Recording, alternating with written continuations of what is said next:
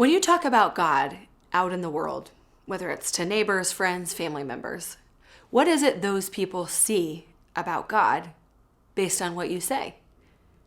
In Jesus' closing lines of his prayer for believers, right before he's arrested, listen to what he says. This is John 17, starting in verse 25. He says, "Righteous Father, though the world doesn't know you, I know you, and they know you've sent me.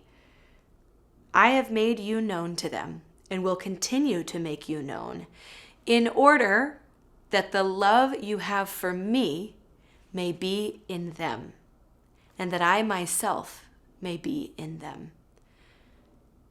It's interesting to me. The whole point of Jesus coming is to show us who God is, because we didn't know before then. We had these ideas, these kind of pointers, but in Jesus we get God with skin on, this very clear picture of who God is and what he wants with us. What does Jesus say in this prayer? He says, "I've made you known, and I'm going to keep doing this so that the love you have for me might be in them." Not just a cognitive knowledge, but in us, so that we might be filled with the love God has for Jesus, that we might get that love too. I wonder, when I talk about God, when you talk about God, when followers of Jesus are talking about God or making God known in the world, is it so that people will experience his love?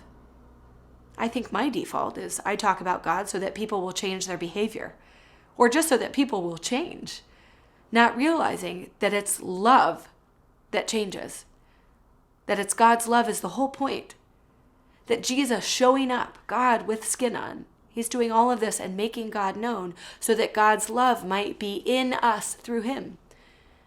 Is that your whole point when you're talking about your faith out in the world? Is it so that people might experience the goodness and the love of God? Or is it just so that people might change? That's where I feel convicted closing out this week's reading today.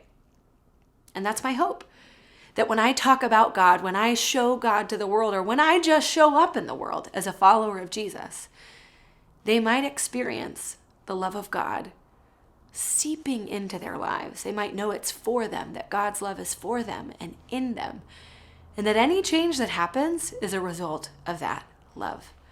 So I'll just close this week with that reminder to you.